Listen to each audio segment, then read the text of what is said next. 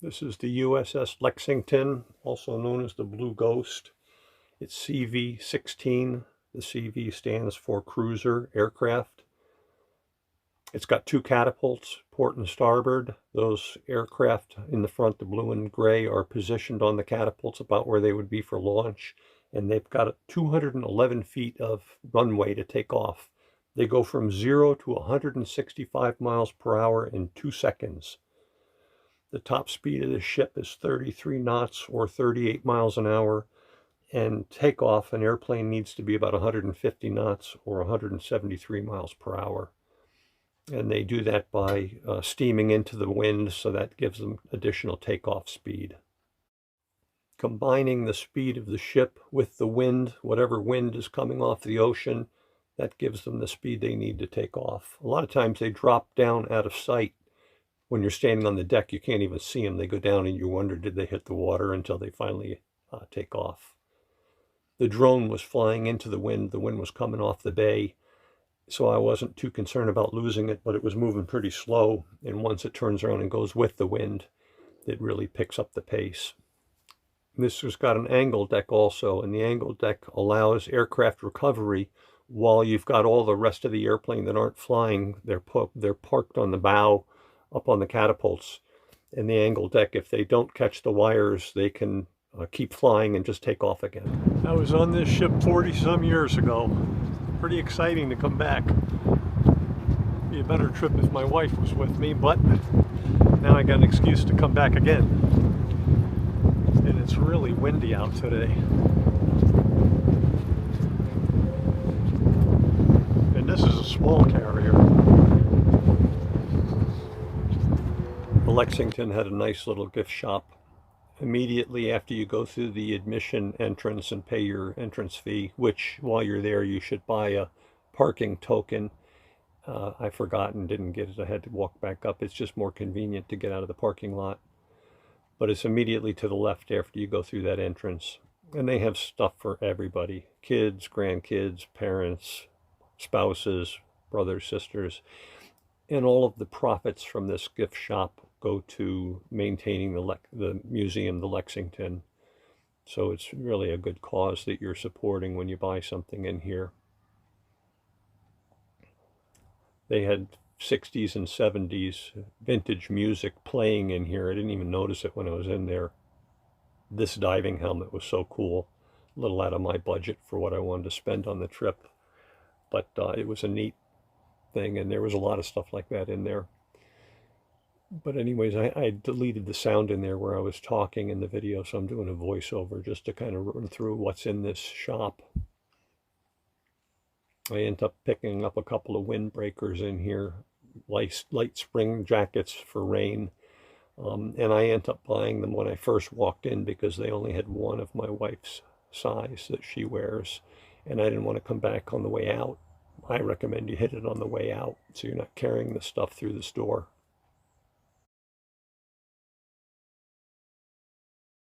Please watch your step and do have a lovely day, sir. Thank you. Oh man. Birthing exhibit. They were issued a hammock. They're just as small as I remember.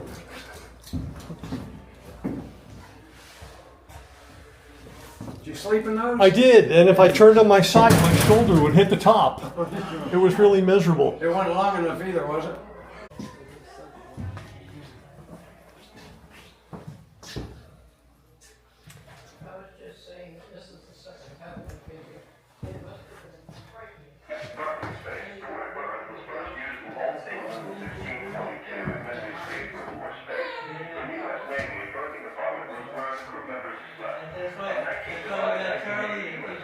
There's your clothing locker. Oh, and a shoe shine kit, yep.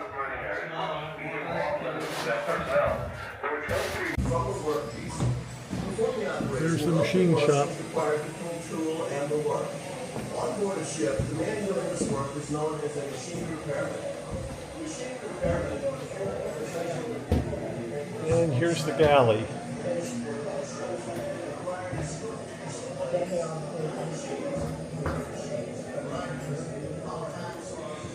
looks like what it looked like back then, but I don't remember fish like that. More like hamburgers, hot dogs, crappy spaghetti, a dessert bar. Wow. So cool, I think.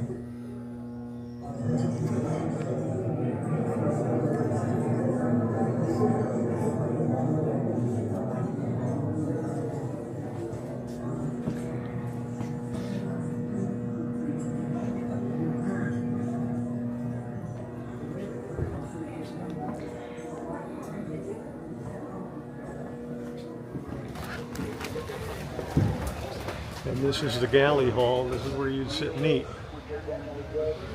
And some of these carriers, they smelled like JP or jet fuel in these things. I don't know if the tanks were overhead or lines that were leaking or what the deal was, but they sometimes they didn't smell so good. That looks like an intruder. I think it's a E6, EA6.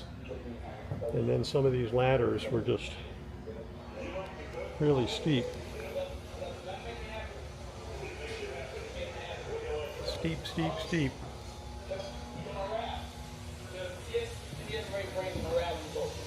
If the crew's eating healthy, if they're eating good, if the food's good, the crew is good. When the ship is out on maneuvers, the Navy spends $2.5 million per day, including sailors' salaries and food. How does that? Now hear this, now hear this. Welcome to D Division, better known as the Dental Department. During Lexington's 40 years of service in the U.S. Navy, this 7-room dental clinic was one of the busiest areas on the ship. Unlike today's 7-room clinic, this area consisted of only 2 large units in World War II. During Lexington's construction in 1943, the dental clinic was located exactly where it is today. These things have remained in effect throughout the ship's service. The clinic has always been state-of-the-art, up-to-date, and modern for its time. Whether you needed fillings, root canal, crowns, bridges, full of partial dentures, or just cleaning, you can get it all right in here. Lexington's Dental Clinic performs over 12,000 dental procedures a year with up to 35 patients a day. That's a lot of teeth. As you continue through the dental clinic, look carefully at the photos and you will see the changes that took place during Lexington's 40 years of service. Get an idea how steep these steps are. These ladders, they call them.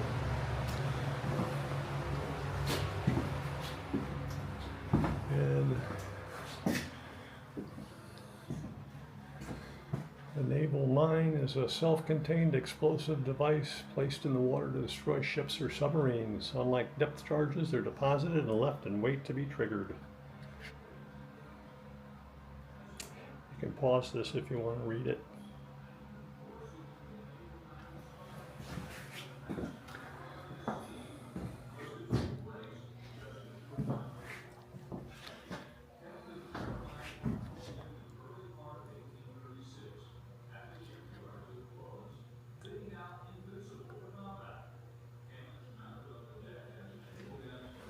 Searching for the infamous Mexican ship Montezuma, now reversing in Bravo. He found her on the morning of This is the Texas exhibit. In Matamoros, Mexico was gathering a convoy of ships to deliver supplies and troops, intending to give its army the momentum. This had to be something else back in the day when these guys would use this kind of stuff. And that's a heavy looking cannon. Wooden wheels.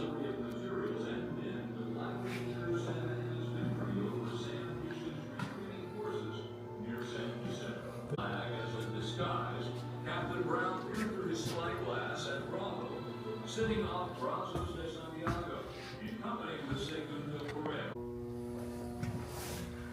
Ah, mail room.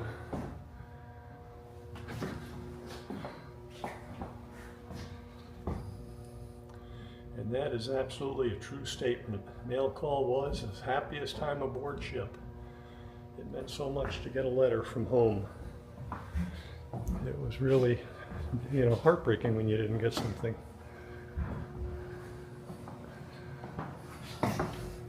And many opportunities to smack your head and shins.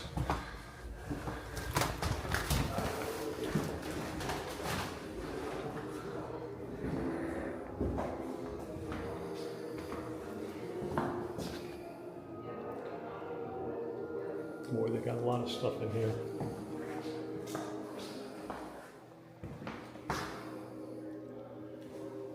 It's amazing.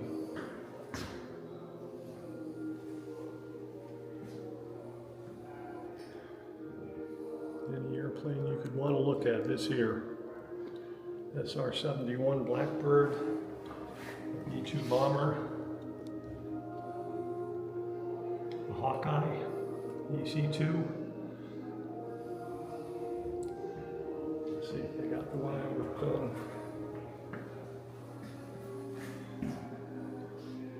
I worked on A-7s. I worked on A-4s, the Skyhawks, and the Corsairs. I don't know if they got any P3s on here. I don't see any. Yeah, P3 probably wouldn't be on. Well, a lot of these aren't carrier based.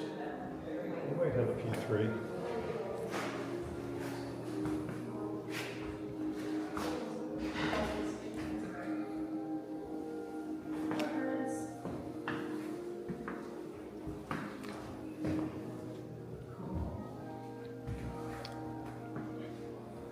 A lot of stuff in here. No P3s.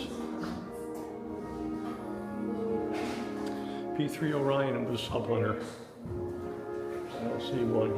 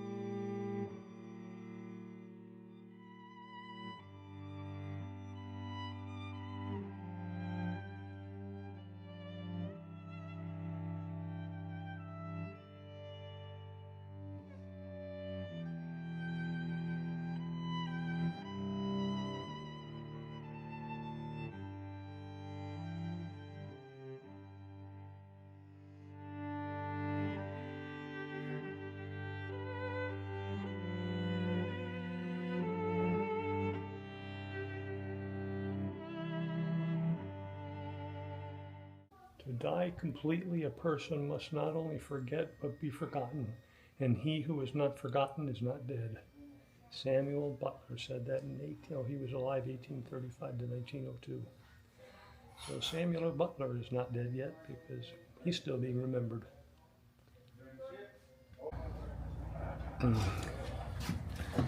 3 ladders to get to the bridge. I've never been here, so I thought I'd better check it out. There's some ancient stuff in here.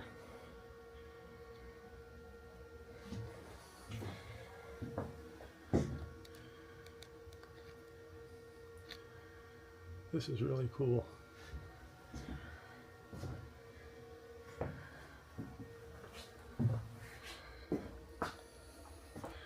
This area serves a piece of history, and the items in this room are considered artifacts. Oh, I better put the thing back that I had in my pocket.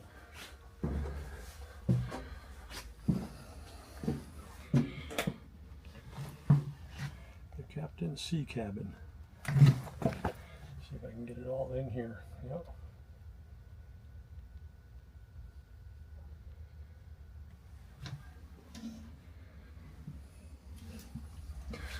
Close to the bridge as possible. I'd say that's pretty damn close. This is what the bridge looks like. Doesn't look like anything like the ship on the Love Boat.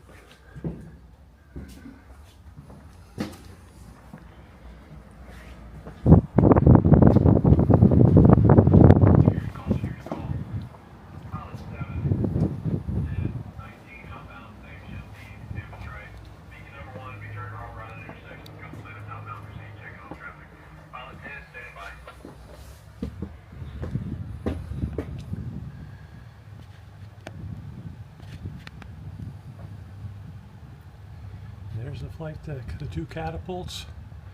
You get the port and starboard cat.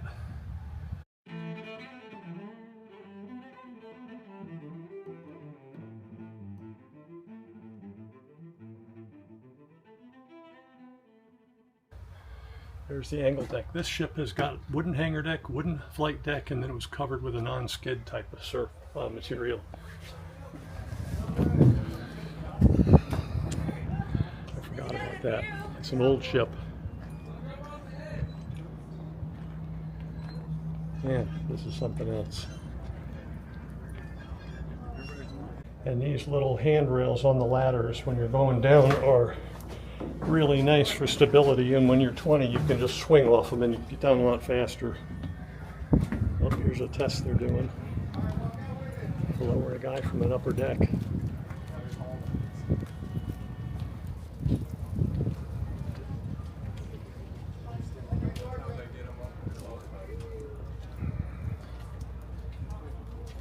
You're on top of the ground.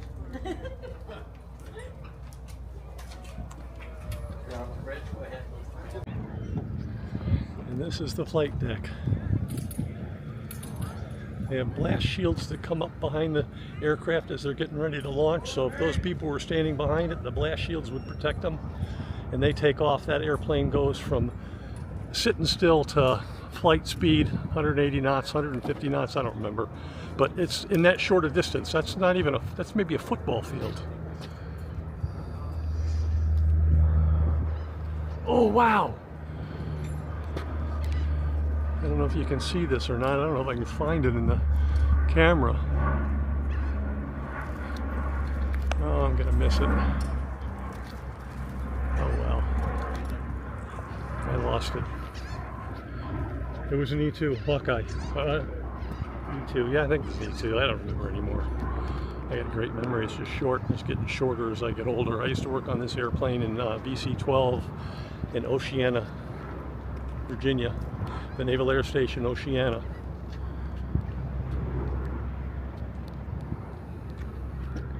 They're really similar flight combat, or similar to the MiG, and they used to use them as trainers to let the other more newer aircraft chase them down.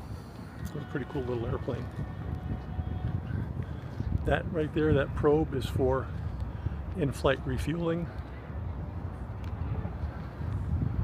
So you see just how close that is to the front of the aircraft. You got to come up to that hose. It's flopping around in midair, pretty close. This is a TC. It's got 2 seats. The typical A4, I think, only had 1 seat. Single seat, single engine. I had an E6, first class petty officer, send me for an intake cover. And they're that half moon shape, and they got a handle that sticks up and down so you can flip it over and use it on either side. He said, all we got is left-hand intake covers. Go find a right-hand intake cover. I said, all right, you want to treat me like an idiot? All right, I'll go find it. And I left for the day. Went over to the exchange, went shopping, came back towards the end of the shift, and he was mad as hell. Where you been? I couldn't find a right-hand inlet cover. They're all lefts. He was not entertained or amused. That's the, you know, go get me 100 feet of flight line. Go get me some, what else did they use? Exhaust wash, prop wash. Go get me some prop wash. Prop wash is the air that comes off of the propellers. And they like to toy with new recruits, and I just wasn't that stupid. I'm stupid in a lot of ways, but that wasn't one of them. I thought there was an A7 Corsair on this ship. The pictures, they had one. I don't see it now. Oh well.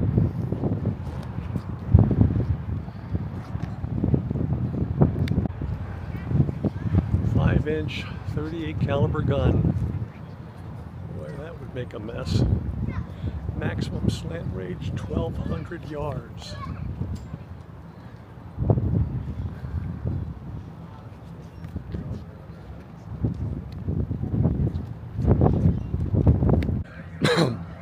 That must be something new they put in after I got out of the Navy, because that sure wasn't here when I was in.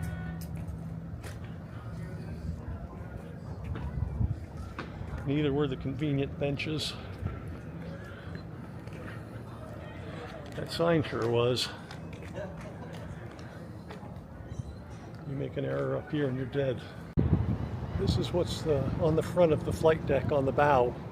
And these are used to catch the bridle, which attaches the aircraft to the catapult, and they don't want it lost at sea, so it'll come down this and get caught. story about rogue waves, or relatively large and spontaneous ocean surface waves that are a threat to large ships and ocean liners.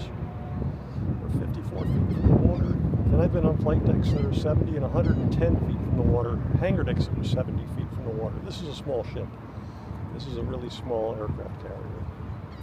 A wave 98 feet high. I've seen them. I've seen them come up on a 70-foot tall flight deck or hangar deck, where they came and washed over the hangar deck, and me and another guy, he was a fat sailor, he didn't make it as fast. We both ran for the wing of an A4. I got underneath at the time. He didn't make it. He got soaked. F-14. Doesn't say when they were introduced. Oh, 1974 through 2006. These were amazing airplanes for the time. They really were incredible. These wings spread out for slow speeds flying, retract for high speed, and for parking on a carrier.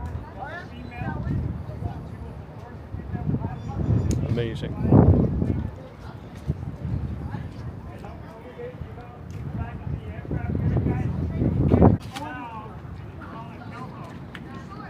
And these were variable exhaust ducts for the afterburners. They would close down and open up, so depending on the thrust and what was going on with the airplane. Just a cool airplane.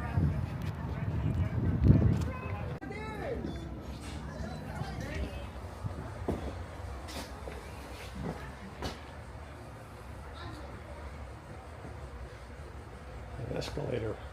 Yeah, they had escalators that would go down to some of the lower decks, and we used to slide down the little side rail, and they were, on some ships they were wider, and this thing right here was maybe 2 feet wide, and then every 15 feet or so they would put a little piece of sheet metal that stuck up to stop any box they were sending down on this thing.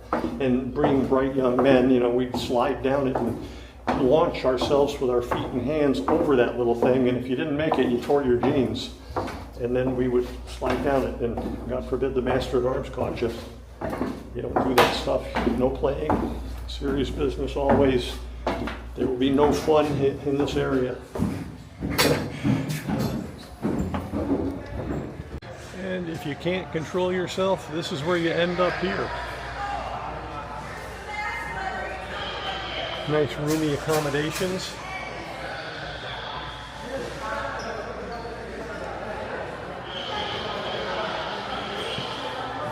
Solid door. If you're skinny enough, you might be able to scoot through there.